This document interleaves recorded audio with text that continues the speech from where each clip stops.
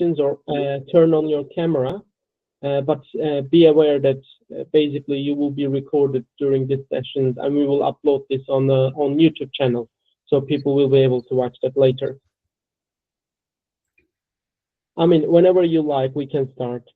Excellent. Thank you, Berkay, for the kind introduction. I think, with this webinar, I hope that we can try and convey how to apply for the IMT program that's just opened up about 3 days ago. So first of all, I'll talk about who are we and why did we start this course. So it's 3 of us who who have started this company, and we are higher specialty trainees in different medical specialties working within the NHS.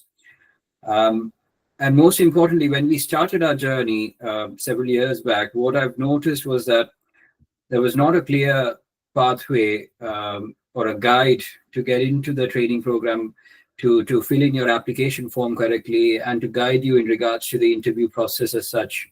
There were courses, there were some online only courses, there were some materials available, but which are very non-specific.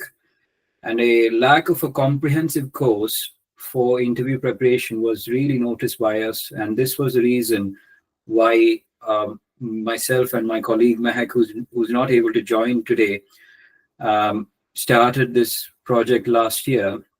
It was a small-scale project last year. We advertised it very locally, and then it was quite successful. And this is why we decided on taking it on a bit further. Now, there's a lot of competition for medical specialties. That includes IMT, and excellence in the interview would definitely increase one's chances of getting your training number in the preferred location that you would like. And this was one of the, this was one of the main reasons why we wanted to help other colleagues. And this is the reason we are conducting this course. Now, let's talk about the IMT training in brief, because I understand that there are quite a few colleagues from abroad who's joined this webinar today. Now, it was previously called as Core Medical Training in the past, and it changed its name from the 2020 intake onwards. They made it 3 years at that point. So it's a 3-year or 2-year program, depending on the kind of higher specialty training that you would like to choose. Now, certain specialties, these are called as Group 2 specialties. You do not need to really do the 3rd year as a medical reg, and you can apply at the end of IMT year 2 to join the training program. And the 3rd year is also known as the first medical registrar year. And in the past, your higher specialty training, let's say, for example, neurology or gastroenterology, would start at ST3, but now it starts at ST4. That's the difference. Now, this is one of the largest residency programs under the Health Education England. There are approximately 1,600 recruitments every year. Last year, there were roughly around 6,000 applicants. Now, for those of you who haven't applied for the program yet, I'll just mention a brief timeline as to what are the expected dates. These may be a bit different from the actual dates, but these are the rough guide that you could keep in mind. And this is available on the IMT recruitment website, by the way. So the applications have opened up already on the 24th of October, and they close on the 3rd week of November. And once you're shortlisted, you get the invitations to interview by the 19th of December. And the interviews are held from 13th of January to Friday, the 14th of February, 2025. Yes, Berkay, you raised your hand. I mean, so sorry. Would it be possible to make it full screen? Yeah, sure. Let me just try that. Hold on. Is that better? Probably no. It doesn't show. That's all right. Don't worry. We just need to do a bit of Zoom. Sorry, I don't know. I think it's a technical problem going on over here. I'm not too sure. But anyways, I'll continue with I'll continue with the webinar. So the rankings are released on the 25th of February, and then the program preferences would start. So you roughly have about 3 weeks or so to ensure that you put in your preferences in regards to which location would you like to go once you are found appointable, and the offers are made from the 18th of March onwards. And you have a deadline of up until 3rd of April to decide on whether to go for it or not. And then you're offered the post and the respective deanery start contacting you regarding your program. And the start dates of your program will be told to you. And it's oftentimes the first Wednesday of August, and it's the first week of August as well. Now let's talk briefly about the eligibility criteria. So anyone who has completed the foundation training in the UK is found eligible, and that's what I've mentioned here. You need to complete your foundation competencies either via the UK foundation program, and for our international colleagues, you will need to finish you need to find someone to sign you off on this form called the CREST form. Now this CREST form is available on the IMT recruitment website, and you can download it from their documents section, and this will need to be signed off without any problems, and that's the only way to sort of get eligibility to apply for this program. The other option is that if you're a specialty trainee working, let's say, in another specialty and you want to switch to internal medicine training, you are deemed eligible as well. Now, there is a particular criteria mentioned in the website regarding experience. It says that you need to have 24 months of experience before the start of IMT. Now, I understand that most places across the world have a 1-year foundation training program. So I don't think that it should be a major problem as such. You can still apply for this if you have that experience. I don't think there should be a problem, to be fair.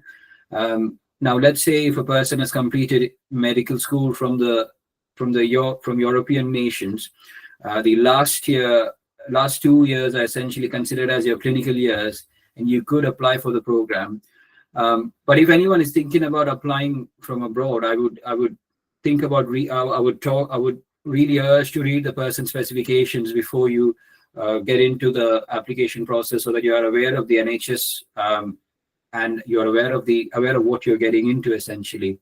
Now, in regards to the visa eligibility for IMTs, there's no restrictions at the moment, and anyone can apply for the program, provided that you fulfill the eligibility criteria, the other eligibility criteria.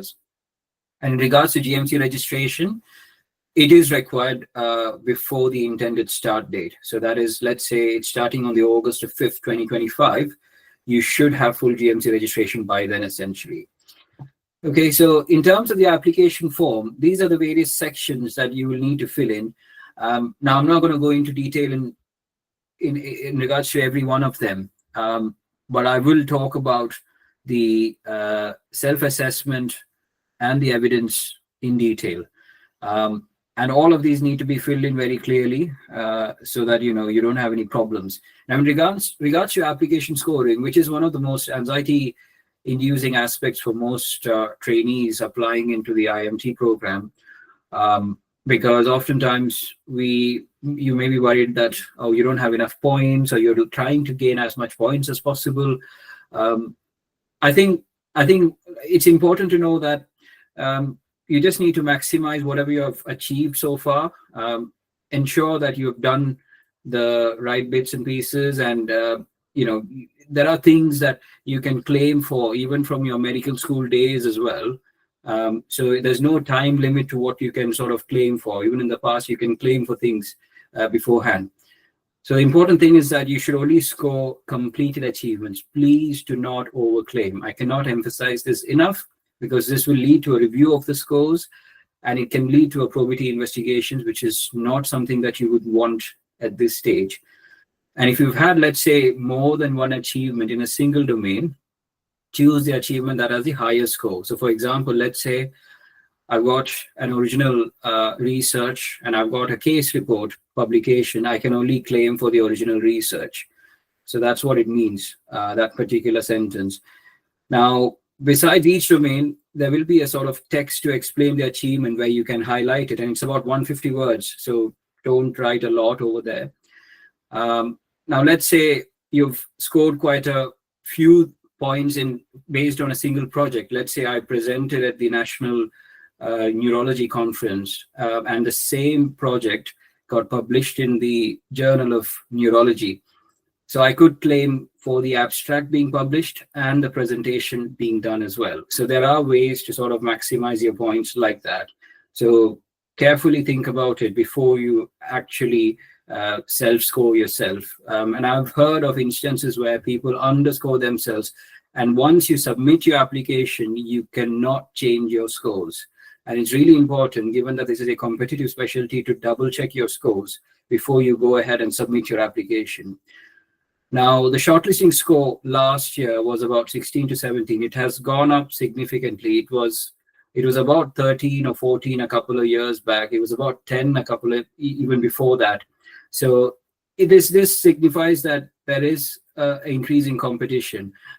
But it's nothing to be too worried about, because remember that the application scoring would account for only 20% of your total score. So as long as you reach the minimal cutoff to be selected for an interview, to be shortlisted for an interview, as long as you do well in the interview, you're gonna get the location that you would want for training, and you would get into training in that situation. Now let's talk into the domains for which you would be scored.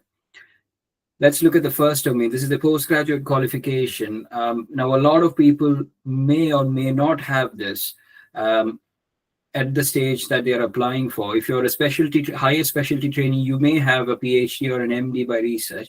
But if you do have, please do go ahead and ensure that you claim points for this. I'm not going to go into the depths of this. If you've done any PG cert, you can definitely go for the PG cert and claim points for it as well. I can see someone ask a question on the chat. If you could unmute and ask it directly, because I'm not monitoring the chat over here.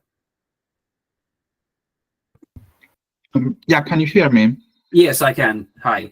Yeah, hi. I was just asking, if a postgraduate degree is completed but it's not yet awarded by the university, can you still claim the points, for example, and presenting as evidence a certificate from the university saying that the degree is not yet awarded? So it would be advisable to get the evidence before you can actually claim the points. But if you've completed the course, even if you could get a documentation from the university that this gentleman has completed the course, even if the original certificate is not there, then you could definitely claim. I don't think they're gonna mark you down for that if you have completed something. All right, thank you. Okay, excellent. So now in regards to the domain 2, now this is somewhere where it's one of the domains where you can really score a lot. So posters and oral presentations in regional and national meetings are really easy to get by. And I know that it probably might be a bit late right now, but if there's any particular meeting that is happening regionally or nationally or internationally, I think you should look into submitting for it, so that at least before the deadline, the application deadline closes, you can actually claim the points. And if your poster or abstract gets accepted, let's say, you can still claim points. And the thing is that it's important to try and maximize it over here if possible, so that we can try and get the necessary points for the shortlisting. Now, in regards to regional or local meeting, say if you have presented, let's say, at a grand round in your respective university or hospital at the medical school level, if you can provide evidence, let's say for the particular presentation, it could be a simple reference from a colleague, an old professor or an old teacher, and that could be more than enough to get at least some points for the local meeting or the regional meeting. So I would urge that everyone try and contact your colleagues if you don't have a national, international presentation, to contact and try and get the points that's needed for shortlisting. Now, in regards to publication, now it's a bit difficult, to get things published, especially original research. So if you have an original research, I would urge to go ahead and claim for it. And if you are a co-author, it doesn't matter what your role was. Even if you were the 6th or the 7th author, you could still, claim points as a co-author for the original research, and you could claim the 6 points. And I know that a lot of people would have been involved in some form of original research. And by original research, it doesn't mean just a randomized controlled trial. it could be an observational study, it could be a case-based study, it could be a systematic review, it could be a meta-analysis.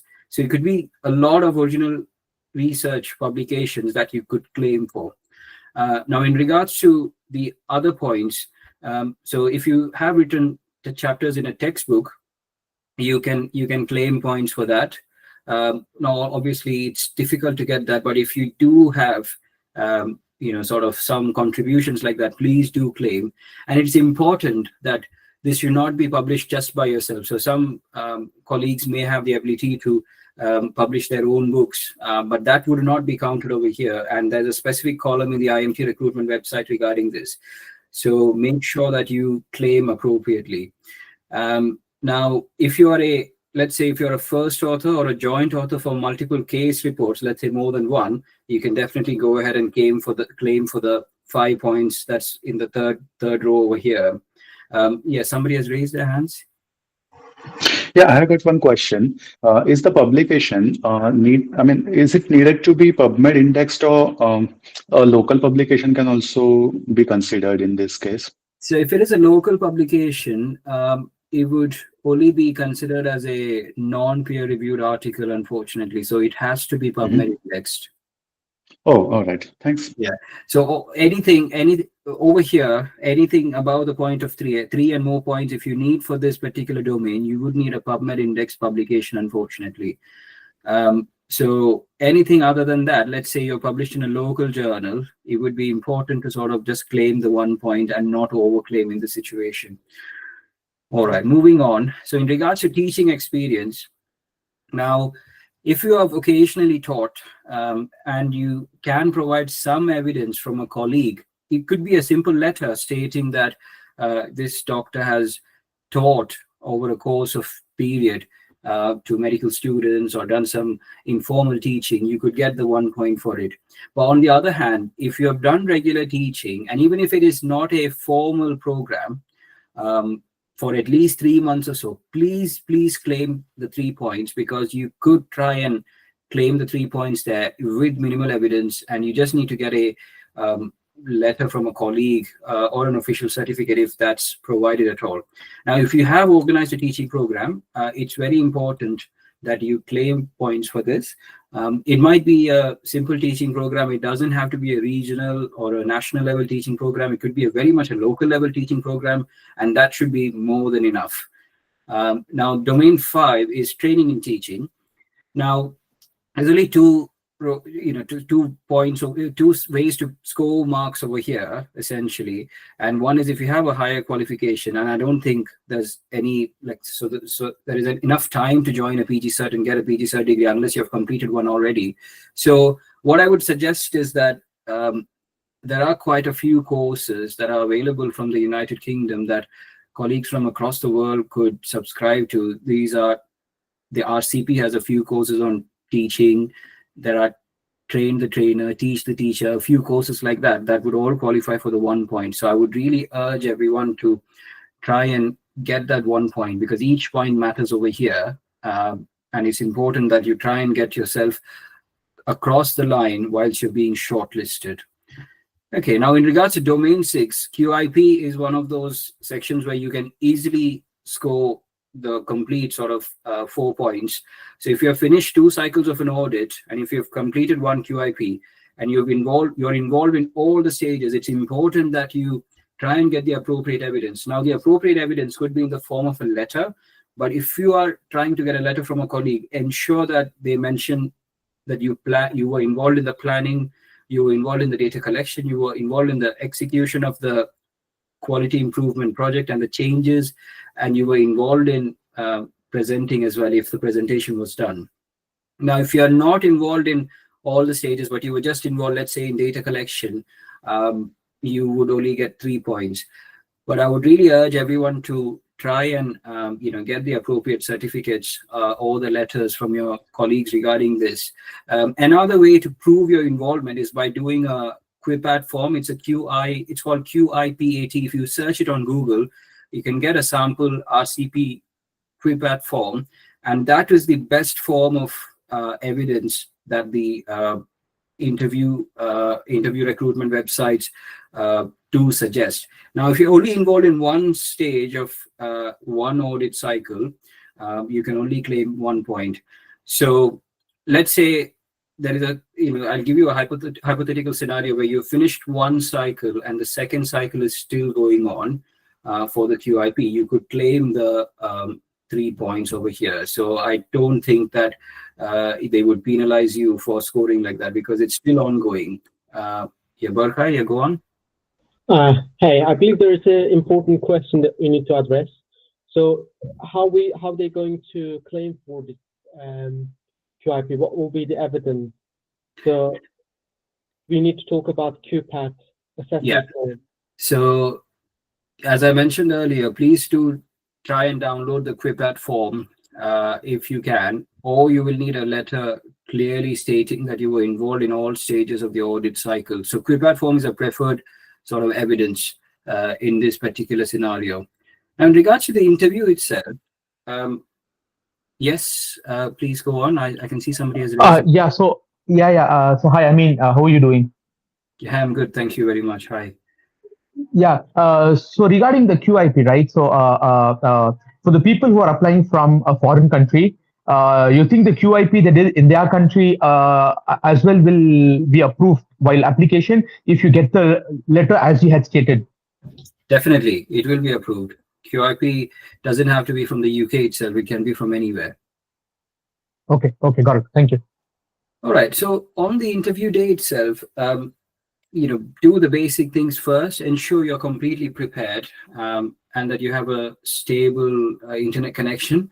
Because I've seen situations where my colleagues were interviewers for the IMT, and the person who is being interviewed gets logged in quite late, and you lose time, and they won't give you another chance, unfortunately. So it's important that all these things are looked into before you sort of start the interview process well in advance.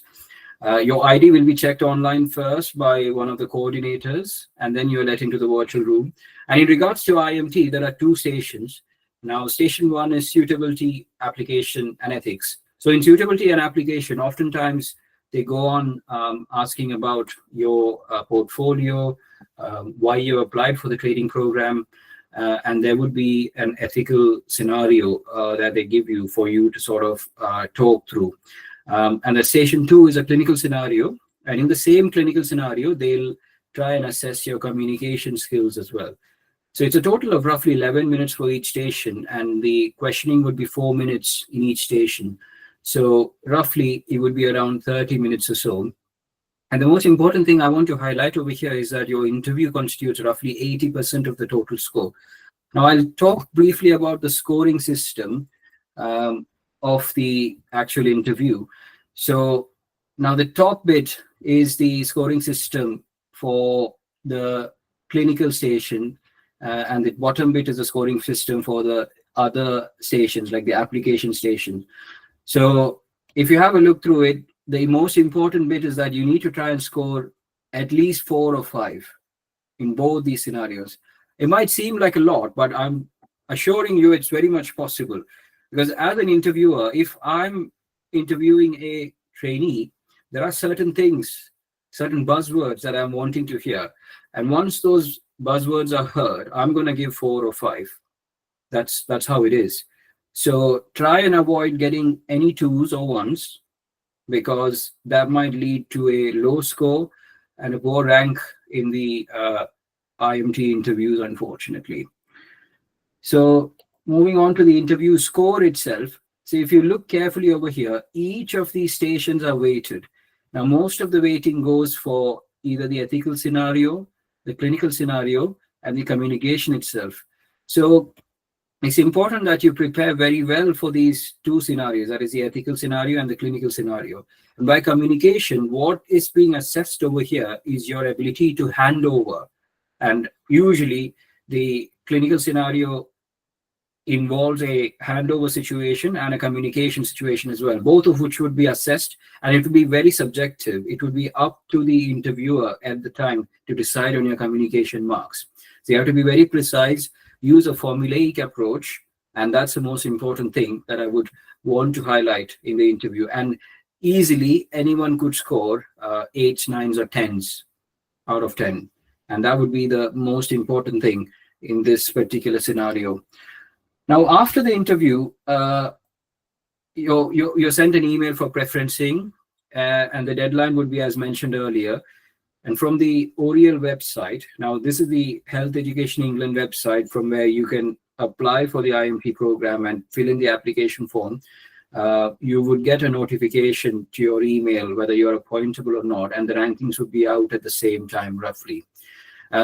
You would be sent the first set of offers, and you have an option to either accept with an upgrade, or hold with an upgrade, or decline. Now, I would recommend, unless you have a particular preference for a location, to accept a location with an upgrade so that you don't lose out on a potential training post, unless you have reservations about joining a program in the particular location that you were given the offer. Now, after that has been done, the individual deanery starts contacting the candidates for completion of documentation, and the post should start afterwards. So that's the overview of the interview and the application process as such. Is there anything that anyone wants to ask? I'll open up the open up the meeting right now for questions to either me or Berkay, so that we can try and understand whether there's anything else that we need to cover, or anyone had any doubts at all. I mean, that was an excellent wrap up, actually. You mentioned everything, very important points. So I believe we need to discuss about the how important score is, because now there's 6,000 candidates coming each year. You need to be scoring at least 16, 17, guys, and it is not a small number. It means that you will be getting almost full points from teachings, maybe publications, and a little bit here and there, because most of us don't have PhD or MD degree, and these are very, very difficult to get anyway. It doesn't provide much, but sometimes it makes the difference. So please try to score at least 16, 17 to secure a place in an interview. Yeah, I think what I want to emphasize is, as a person who's been training a lot of candidates for interviews over the last couple of years, it's the lack of preparation that leads to a poor score in the interview. So it's very easy for myself as an interviewer to speak to a candidate and understand whether this person is prepared or not. Within the first 2 minutes, I can understand whether this person is prepared or not. The way you structure your answer, all of it is very important. Now it needs to come out, in a very smooth manner, but at the same time, you need to be quite natural as well. And this only comes with practice. And practice is the most important thing in the IMT interview process. Yes, I agree. Yeah, because the interview questions are not going to be very difficult, but you will have limited time, and having been prepared for it before is just going to give you all the necessary equipment to tell everything that you want to tell. And there are also very important tips and tricks, I mean, isn't it? That yes, absolutely. Some keywords.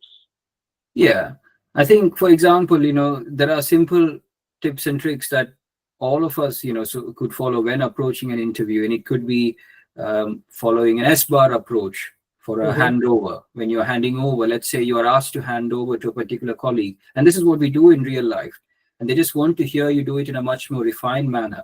So that's one of those, one of those tips that we would be providing in our course. And like I said, it's important that we keep practicing, and even after, let's say the course has happened, it's important to keep practicing yourself, get your interview skills right. Let's say if you're not looking at the camera very well, make sure you keep looking at the camera. Make sure you're confident about yourself, you're confident about your physique, you're confident about the words that you're getting out, because if English is not your first language, then oftentimes people would struggle to get the right words out, and hence why it's important to really practice a lot more. So I think it's not difficult, but at the same time, adequate preparation is needed to get the process done and get the training number that you want and the preferred location that you want as well. Yeah. I mean, could you please talk us through about the interview preparation course? Yeah, of course. Yeah. So with this interview preparation course, what we hope to provide is a comprehensive guide for all of you in regards to the IMT interview. So our preparation course would involve video lectures on various stations that would be asked in the interview, and guides on how to approach different stations, because oftentimes a formulaic approach is very much needed, and that puts you apart from a regular candidate who's coming unprepared. So the more prepared you are, it's better for yourself. And in regards to the clinical station, what we are doing at the moment is formulating the different clinical questions that could be potentially asked, and we would be uploading it to our website. And with the subscription that you would be getting, you would be able to access the various clinical situations and practice the ideal answer yourself. And this would be roughly the kind of clinical question that you would expect. And we would be providing appropriate guides for that as well. Now, apart from that, we would be planning a day of orientation and a group practice as well, where we will divide the groups of candidates who are applying for the IMT program into various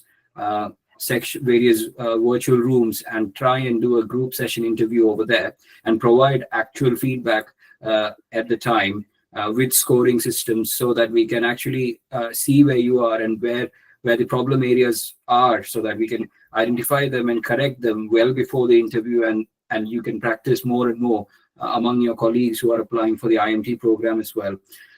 We will also be giving an option for one-on-one sessions with one of the founders and other senior senior registrars who have interviewed in the past, so that we can try and ensure that you get the right guidance from the right people.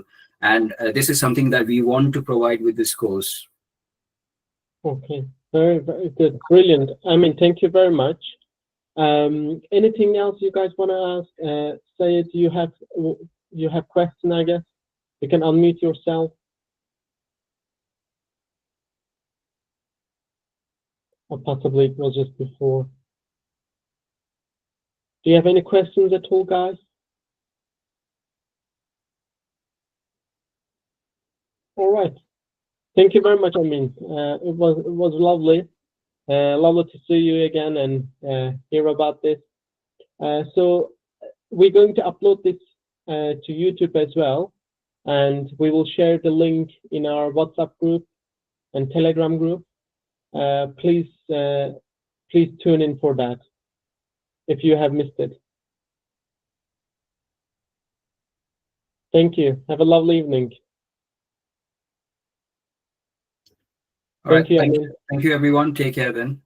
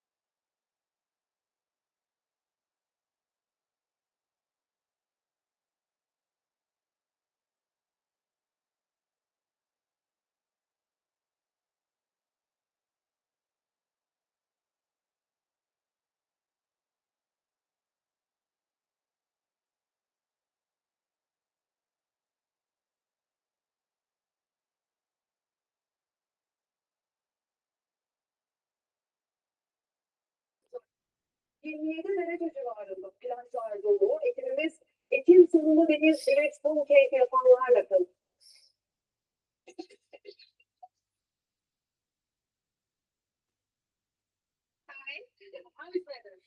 Dahiliye güzel, güzel. Muhteşem gerçekten. Muhteşem. Ben de